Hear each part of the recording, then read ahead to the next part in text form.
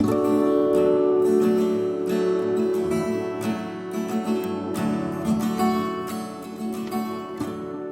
everyone, Danny here, back with another Cocoa Vanilla Studio design team project. Today I'm working on a mini album using some of the 3x4 pocket cards that come with the new These Days collection.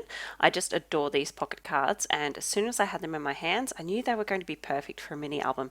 They're just the right size and they're already so beautiful that it is going to take very little effort for me to transform these into a gorgeous mini.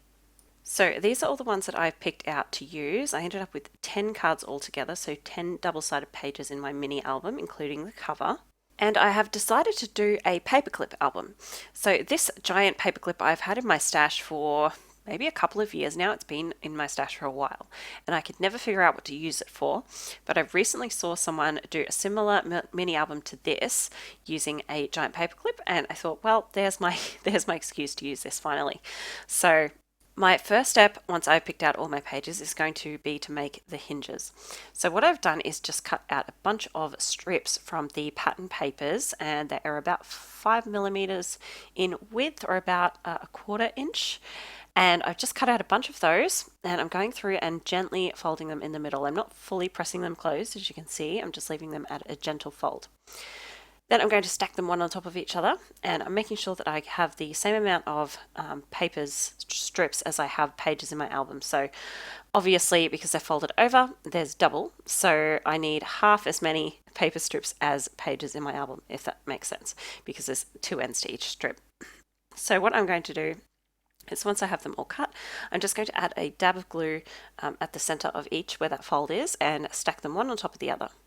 I'm using a tacky glue, and I am going to go in and add a staple to reinforce these, so there's no need to be too careful about making sure these are glued. The glue is really just to keep everything kind of there before the staple goes in. So I've just sped this up a little bit. There you go, I've stacked all those nicely. And I probably wouldn't do too many more than this. As I mentioned, I've done 10, and that paper strip hinge is getting on the thick side, so this is probably the most I would do, maybe another couple, but not too many more. Then I'm just using my tiny attacher, and I'm using this just because the staples are small enough to fit the width of that thin paper. And I'm just adding a staple to kind of the center, I think 4 loops of paper. And that's just going to kind of reinforce everything and help keep those hinges together. I didn't staple the whole thing together because it actually would make the pages harder to turn. So just leaving those outside ones free, it makes those outside pages turn on the hinge a bit easier. But you could do either or, whichever you wanted really. And once I've done that, I'm just threading those carefully onto the paperclip, and there we go, we're done. The rest of this is just going to be a flip through because it's quite a long process making mini albums. But as you can see, this is the cover. I've added one of the super cute puffy hearts onto that Let's Stay Home card, as well as some fussy cut butterflies. And for the hinges, all I did was, once I decorated all my pages, I went through with my tiny attacher and stapled them all onto the hinges. Really quick and easy. So on the inside of the cover, I've made an accordion timeline. So if I haven't already mentioned, this is kind of my lockdown memory keeping album. I really chose to focus on the positive aspects of this. It was the first half of 2020, that very first lockdown. This collection is just the perfect collection for it. Very positive and all about being together and staying home. So this page, I just added some clear hearts off the clear stickers, as you can see. This page is just a photo and a puffy sticker. I've left lots of space there to add in my journaling, which I'm going to add later. This card, it already had a typewriter on it, but I went ahead and fussy cut another typewriter out and layered it on top with some dimensional foam, so it really stood out. There's some clear stickers on the back there as well behind the typewriter. Another photo, and I've added another little puffy glitter heart, some tiny words, and a journaling spot. This Home Sweet Home card, I just accentuated the outside of the letters with a fine liner pen to make them stand out more.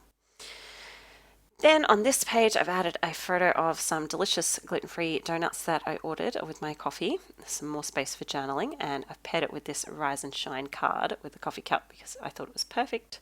Some more fussy cut butterflies and a puffy coffee cup. This was our lockdown Easter, so I've just added a photo of my son and some little fussy cut florals off the A5 paper stack.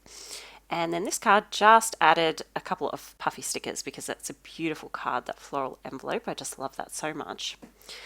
This page is documenting our new family member, our cat Freddie, that we adopted at the start of lockdown when one of the local shelters was closing. And I've just put that on a little flip up so I can add some more journaling. And then same with this card, I've really just accentuated some of those letters with some shadowing with my fine liner pen. Such beautiful cards already.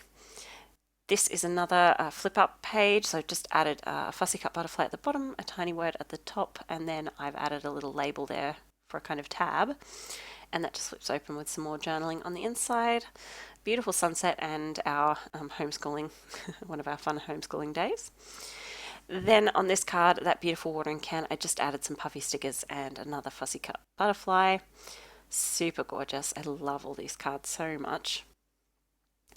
This side is just a couple of photos of my kids and my husband having some fun little activities around the house where we could find them.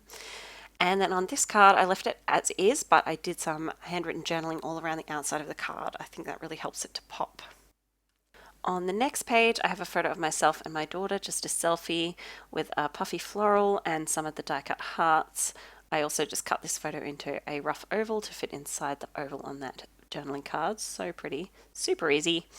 And then this card, all I did was do a sketchy border around the outside. And then on the back, I've done a flip up with piece of another journal card there. I'm just not going to show you the photos because they're bath photos, but otherwise that is the album finished. So pretty and so quick to do. You can read all about this on the blog post. It's linked in the description box below, and I hope you enjoyed watching. I'll see you next time. Bye.